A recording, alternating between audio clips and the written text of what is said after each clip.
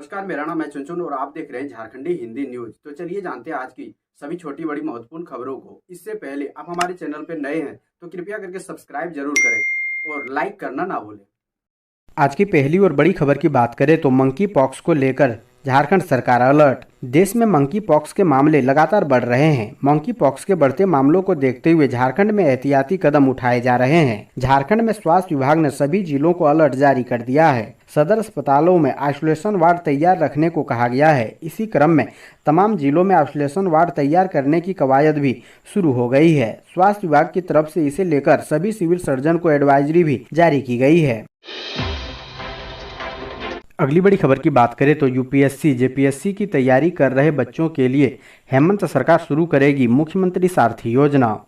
मुख्यमंत्री हेमंत सोरेन ने कहा है कि राज्य के युवा वर्ग जो किसी भी प्रतियोगिता परीक्षाओं की तैयारी करना चाहते हैं, राज्य सरकार उनका सारथी बनेगी। राज्य में जल्द ही मुख्यमंत्री सारथी योजना की शुरुआत की जाएगी। इस योजना का उद्देश्य राज्य के सभी वर्ग समुदाय के वैसे अभ्यर्थी जो यूपीएससी जेपीएससी सहित अन्य प्रतियोगिता परीक्षाओं की तैयारी के लिए कोचिंग इत्यादि के खर्चे का वहन नहीं कर पा रहे हैं, उन्हें राज्य सरकार अपने खर्चे से प्रतियोगिता परीक्षा की तैयारी करवाएगी। उक्त बातें मुख्यमंत्री हेमंत सोरेन ने मंगलवार को प्रोजेक्ट भवन के सभागार में संघ लोक सेवा आयोग द्वारा आयोजित सिविल सेवा परीक्षा 2021 में सफल हुए झारखंड के विद्यार्थियों का अभिनंदन समारोह में अपने संबोधन में कही। अगली बड़ी खबर की बात करें तो पुण्यतिथि के दिन आएगा जज उत्तम आनंद हत्याकांड का फैसला। अदालत ने पूरी की सुनवाई। न्यायाधीश उत्तम आनंद हत्याकांड में अदालत न्यायाधीश के पुण्यतिथि के दिन ही अपना फैसला सुनाएगी। 28 जुलाई 2021 के सुबह न्यायाधीश की ऑटो से टक्कर मारकर हत्या कर दी गई थी। धनबाद के सीबीआई के विशेष न्यायाधीश रजनीकांत पाठक की अदालत ने इस मामले का स्पीडी ट्रायल किया और महज 5 महीने में 58 गवाहों का बयान दर्ज कर लिया। अदालत ने मंगलवार को सुनवाई के बाद 28 जुलाई 2022 की तारीख जजमेंट के लिए निर्धारित कर दी। सुनवाई के दौरान सीबीआई के क्राइम ब्रांच के स्पेशल पीपी अमित जिंदल ने आरोप पत्र के कुल 169 गवाहों से 58 गवाहों का बयान दर्ज कराया था। सीबीआई ने दावा किया है कि आरोपी लखन वर्मा एवं राहुल वर्मा ने जानबूझकर जज साहब को टक्कर मारी, जिनसे उनकी मौत हुई।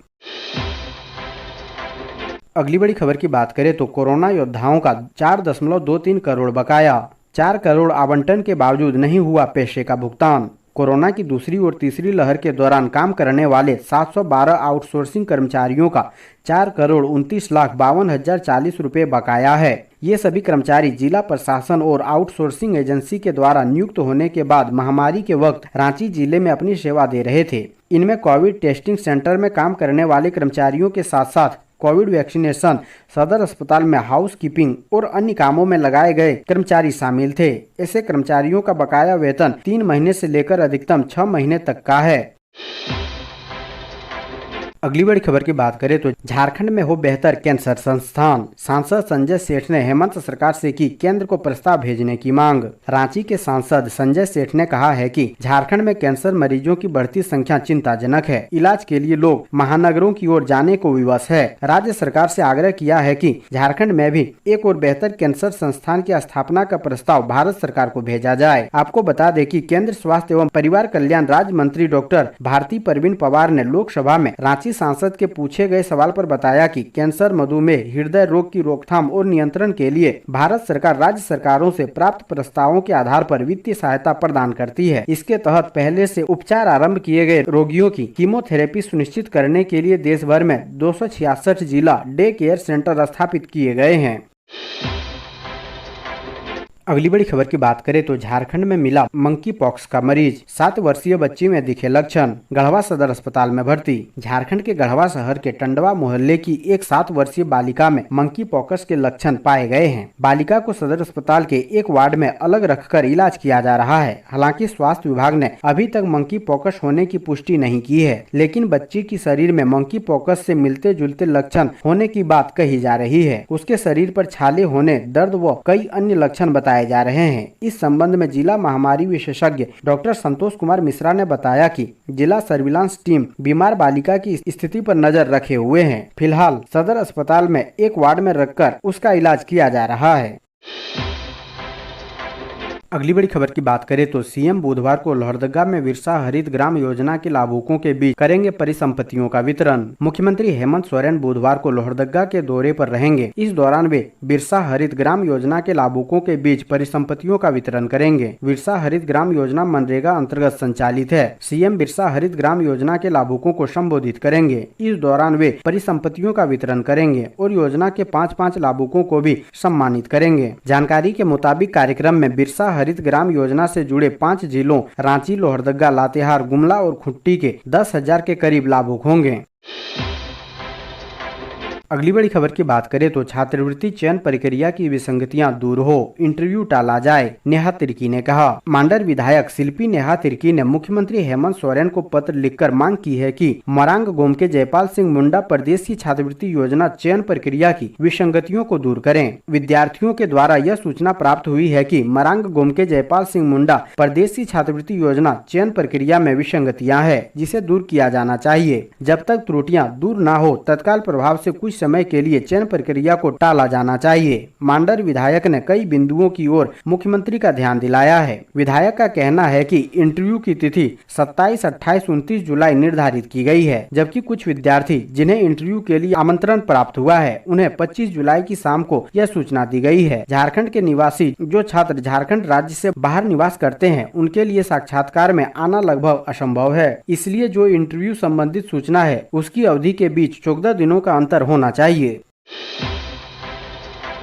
अगली बड़ी खबर की बात करें तो बड़का गांव से जुड़े एक अन्य केस में योगेंद्र साव व निर्मला देवी बरी। पूर्व मंत्री योगेंद्र साव और उनकी पत्नी व बड़का गांव की पूर्व विधायक निर्मला देवी को रांची सिविल कोर्ट से बड़ी राहत मिली है। बड़का गांव गोली कांड में कोर्ट ने उक्त दोनों समेत 12 आरोपियों को बरी कर दिया है। रांची सिविल कोर्ट के अपर न्यायायुक्त विशाल श्रीवास्तव की कोर्ट ने यह फैसला सुनाया है। यह मामला वर्ष 2016 में दर्ज किया गया था, जिसमें पूर्व मंत्री योगेंद्र साव और उनकी पत्नी निर्मला देवी समेत कुल 12 लोगों पर पुलिस बल पर हमला करने और सरकारी काम में बाधा डालने समेत कई अन्य धाराओं के तहत एफआईआर दर्ज की गई थी, लेकिन पुलिस कोर्ट में आरोपियों के खिलाफ अपराध सिद्ध नहीं कर पाई, जिसके बाद कोर्ट ने सभी आरोपियों को साक्ष्य के अभाव में बरी कर दिया है। अगली बड़ी खबर की बात करें तो झारखंड में सुखाड़ की आशंका। कृषि मंत्री बादल पत्रलेख ने वैज्ञानिकों के साथ किया मंथन। झारखंड के मुख्यमंत्री हेमंत सोरेन के दिशा निर्देश पर राज्य में सुखाड़ की आशंका को देखते हुए कृषि विभाग सतर्क हो गया है। वर्ष 2022 में औसत से 58% कम बारिश होने की वजह से किसानों में मायूसी है। किसान के चेहरे पर मुस्कुराहट बरकरार रहे, इसके लिए मंगलवार को कृषि मंत्री बादल पत्रलेख की अध्यक्षता में कृषि विज्ञान केंद्र एवं विरसा एग्रीकल्चर यूनिवर्सिटी के कृषि वैज्ञानिकों के साथ वर्तमान हालात पर मंथन किया गया। नेपाल हाउस स्थित सभागार में कृषि मंत्री ने कहा कि सबसे कम बारिश की वजह से बुआई का काम काफी कम हुआ है, जो चिंता का विषय है। इसलिए कृषि वैज्ञानिकों की सलाह के अनुरूप दस्तावेज तैयार कर किसानों के बीच जागरूकता अभियान चलाया जाए। अगली बड़ी खबर की बात करें तो उत्तराखंड बिहार के स्कूलों में शुक्रवार को छुट्टी। हेमंत सोरेन को घेरने वाली बीजेपी बैकफुट पर। झारखंड के स्कूलों में शुक्रवार के दिन छुट्टी होने पर भाजपा ने जमकर बवाल काटा था। पार्टी ने इसे हेमंत सरकार के द्वारा मुसलमानों का तुष्टीकरण बताया था, लेकिन अब भाजपा की एक नहीं 2 सरकारों में शुक्रवार के दिन स्कूलों में छुट्टी किए जाने का मामला सामने आया है, जिससे पार्टी घिर गई है। उत्तराखंड के देहरादून में एक स्कूल में शुक्रवार को छुट्टी किए जाने से पहाड़ी राज्य का राजनीति पारा गर्मा गया है। इसी हफ्ते बिहार के किशनगंज में भी, जहां भाजपा जदयू के साथ सत्ता में है, 37 स्कूलों में शुक्रवार को स्कूलों में साप्ताहिक छुट्टी किए जाने का मामला सामने आया था। इन मामलों के सामने आने से भाजपा बैकफुट पर आ गई है। अगली बड़ी खबर की बात करें तो ईडी ने दाहू और बच्चू यादव के जहाज को किया जब्त। साहिबगंज पुलिस से दोनों का पता लगाने को कहा। परिवर्तन निदेशालय यानी ईडी ने साहिबगंज में दाहू यादव और बच्चू यादव के एक जहाज को जब्त कर लिया है। इसके साथ ही ईडी ने साहिबगंज पुलिस को दोनों का पता लगाने को कहा है। गौरतलब है कि मंगलवार को जहाज सुकरा बाजार घाट पर लंगर में पाया गया था। इसे कथित तौर पर गंगा के अंतर्देशीय जल में अवैध तरीके से संचालित किया गया था, जिसके बाद ईडी ने जहाज को जब्त कर लिया है। जानकारी के मुताबिक ईडी ने साहिबगंज पुलिस से दाहू यादव और बच्चू यादव का पता लगाने के लिए कहा था, क्योंकि उन्होंने पूछताछ के लिए एजेंसी के 2 बैक टू बैक समन से परहेज किया। अगली बड़ी खबर की बात करें तो मुख्यमंत्री हेमंत सोरेन पर बड़ी आफत, अब प्रेस सलाहकार को ईडी का समन। अभिषेक प्रसाद उर्फ पिंटू भी फंसा। साहिबगंज के बड़हरवा टेंडर विवाद में मनी लॉन्ड्रिंग के तहत अनुसंधान कर रही ईडी की टीम ने अब मुख्यमंत्री हेमंत सोरेन के प्रेस सलाहकार अभिषेक प्रसाद उर्फ पिंटू को समन कर दिया है। पिंटू को ईडी ने 1 अगस्त को पूछताछ के लिए बुलाया है। इससे पहले ईडी ने मुख्यमंत्री हेमंत सोरेन के बरहेट विधानसभा क्षेत्र के विधायक प्रतिनिधि पंकज मिश्रा को समन कर पूछताछ के लिए बुलाया था और उसी दिन उन्हें गिरफ्तार भी किया गया था। तब से ही पंकज मिश्रा ईडी की रिमांड पर हैं। उन्हें मंगलवार को ईडी की विशेष अदालत से 6 दिन की रिमांड अवधि बढ़ा दी गई है। अब बताया जा रहा है कि 1 अगस्त को पिंटू से साहिबगंज में खनन, लीज व क्रशर लाइसेंस से संबंधित कई मामलों में पूछताछ होगी। अगली बड़ी खबर की बात करें तो छठी जेपीएससी नियुक्ति विवाद, झारखंड हाईकोर्ट के आदेश के खिलाफ सुप्रीम कोर्ट में सुनवाई। छठी जेपीएससी नियुक्ति को लेकर झारखंड हाईकोर्ट के आदेश के खिलाफ सुप्रीम कोर्ट में दाखिल एसएलपी पर सुनवाई हुई। जस्टिस अजय रस्तोगी और जस्टिस सीटी रवि कुमार की खंडपीठ में सुनवाई के दौरान प्रतिवादियों की ओर से बहस की गई। समय के अभाव के चलते मामले में बुधवार को भी सुनवाई होगी। सुनवाई के दौरान प्रतिवादियों की ओर से वरीय अधिवक्ता कपिल सिब्बल व अमृतांश वत्स ने अदालत को बताया कि छठी जेपीएससी में झारखंड हाईकोर्ट का आदेश बिल्कुल सही है। विज्ञापन और सिलेबस के अनुसार ही परिणाम जारी हुआ है। अगली बड़ी खबर की बात करें तो पंकज मिश्रा को ईडी ने अदालत में किया पेश, फिर भेजे गए 6 दिन के रिमांड पर। पंकज मिश्रा को ईडी ने अदालत में पेश किया। उनकी रिमांड अवधि पूरी हो चुकी थी। सीएम हेमंत सोरेन के विधायक प्रतिनिधि पंकज मिश्रा को 6 दिन की रिमांड अवधि पूरी होने के बाद अब एक बार फिर से रांची में ईडी की विशेष अदालत में पेश किया गया। ईडी पंकज मिश्रा को एक बार फिर से रिमांड पर लेना चाहती थी। ईडी की दलील सुनने के बाद कोर्ट ने पंकज मिश्रा की रिमांड अवधि 6 दिन और बढ़ गई है। अब अगले 6 दिन तक ईडी पंकज मिश्रा से पूछताछ करेगी। वहीं दूसरी तरफ बचाव पक्ष के अधिवक्ता के द्वारा पंकज मिश्रा की रिमांड अवधि बढ़ाए जाने का यह कहकर विरोध किया गया कि इन्हें ईडी के कस्टडी में उचित मेडिकल सुविधाएं नहीं मिल रही है। यहां तक कि ईडी दफ्तर में पंकज मिश्रा से अधिवक्ता भी नहीं मिल पा रहे हैं। अगली बड़ी खबर की बात करें तो रांची के 3.5 लाख उपभोक्ताओं के यहां लगेंगे स्मार्ट प्रीपेड मीटर। झारखंड की राजधानी रांची में 20 अगस्त से स्मार्ट प्रीपेड मीटर लगना शुरू हो जाएगा। हालांकि इससे पहले 16 अगस्त से नया मीटर लगाने की बात कही गई थी, लेकिन 16 अगस्त तक पहली खेप रांची आएगी। इसके बाद 20 अगस्त से रांची सर्किल के अपर बाजार सब डिवीजन में 1000 उपभोक्ताओं के यहाँ पायलट प्रोजेक्ट के तहत नया मीटर लगाने का कार्य शुरू होगा। इसके सफल होने के बाद 30,000 उपभोक्ताओं के यहाँ मीटर लगाया जाएगा। रांची शहरी क्षेत्र में कुल 3.5 लाख उपभोक्ताओं के यहाँ स्मार्ट प्रीपेड मीटर लगाया जाएगा।